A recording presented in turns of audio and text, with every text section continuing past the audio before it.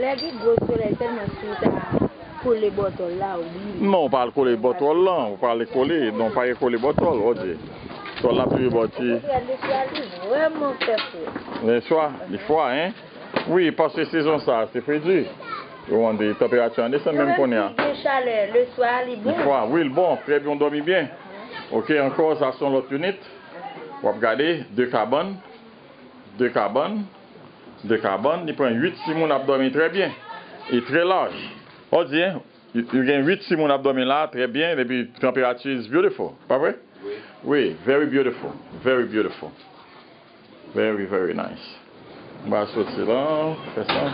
I'm talking about this unit and concrete floor. Look at it, nice concrete and floor, really nice.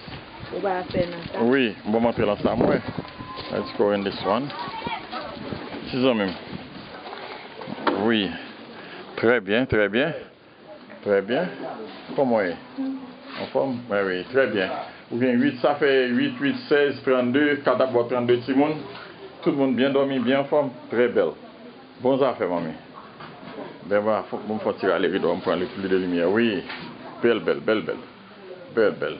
This is for Nick Sokop, Brett Nelson, Sokop Manufactured. Thank you very much. This home helping the children in Haiti, that work, that they are in this orphanage. This is the heating system.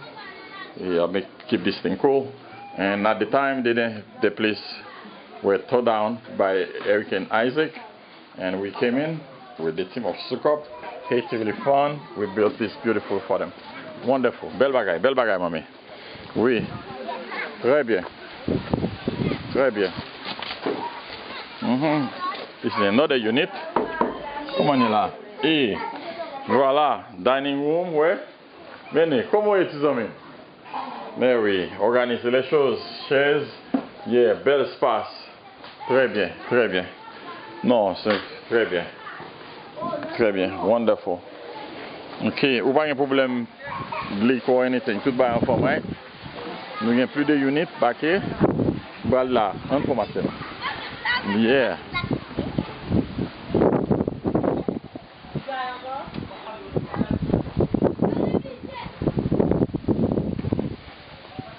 Oui, ça vrai.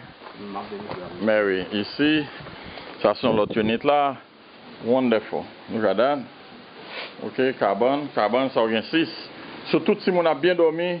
Oui. Well, what I asked them is, all the kids are sleeping well. Oui.